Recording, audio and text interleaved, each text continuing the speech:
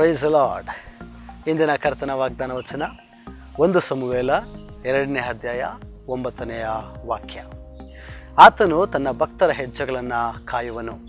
ದುಷ್ಟರು ಅಂಧಕಾರದಲ್ಲಿ ಮುಳುಗಿ ಮೌನ ಹೊಂದುವರು. ಬಾಹುಬಲದಿಂದಲೇ ಯಾವನು ಜಯ ಹೊಂದಲಾರನು.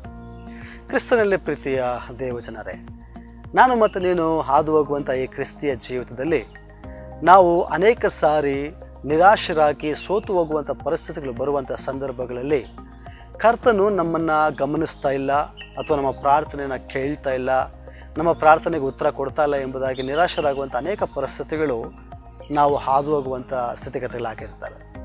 ಆದರೆ ಕರ್ತನ ವಾಕ್ಯವು ಇಂದು ನನಗೂ ಮತ್ತು ನಿನಗೂ ಧೈರ್ಯಪಡಿಸಿ ಎಚ್ಚರಿಸುವಂಥದ್ದು, ಆತನು ತನ್ನ ಭಕ್ತರ ಪ್ರತಿಯೊಂದು ಹೆಜ್ಜೆಯನ್ನು ಕಾಯುವಂಥ ದೇವರಾಗಿದ್ದಾನೆ.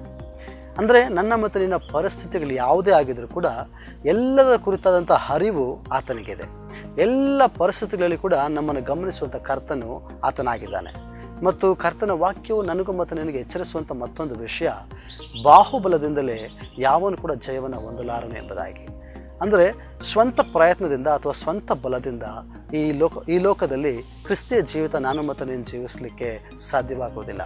ನನಗೂ ಮತ್ತು ನಿನಗೂ ಪ್ರತಿ ಕ್ಷಣವೂ ಬಲವನ್ನು ಕೊಡಲಿಕ್ಕೂ ಕೃಪೆಯನ್ನು ಕೊಡಲಿಕ್ಕೂ ಆತನು ಶಕ್ತನಾಗಿದ್ದಾನೆ ಮತ್ತು ಸಿದ್ಧನಾಗಿದ್ದಾನೆ. ಹಾಗಾಗಿ ಇವತ್ತು ನಾನು ಮತ್ತು ನೀನು ಧೈರ್ಯಗೊಳ್ಳಬೇಕಾಗಿ ಇರ್ತಕ್ಕಂಥ ಒಂದು ವಿಷಯ ಮತ್ತು ಆತನ ವಾಗ್ದಾನ ಮೇಲೆ ಹಾತ್ಕೊಳ್ಳಬೇಕಾಗಿರ್ತಕ್ಕಂಥ ಒಂದು ವಿಷಯ ಏನಂದರೆ, ನಾನು ಮತ್ತು ನೀನು ಆತನು ನನ್ನ ಹೆಜ್ಜೆಗಳನ್ನು ಕಾಯ್ತಾನೆ ಎನ್ನುವಂಥ ನಂಬಿಕೆಯಲ್ಲಿ ಕ್ರಿಸ್ತ ಜೀವಿತವನ್ನು ಜೀವಿಸಬೇಕು. ಮತ್ತು ಆತನ ಮೇಲೆ, ಆತನ ಭುಜಬಲದ ಮೇಲೆ, ಆತನ ಕೃಪೆಯ ಮೇಲೆ ನಾವು ಆಶ್ರಯಿಸ್ಕೊಳ್ಬೇಕು.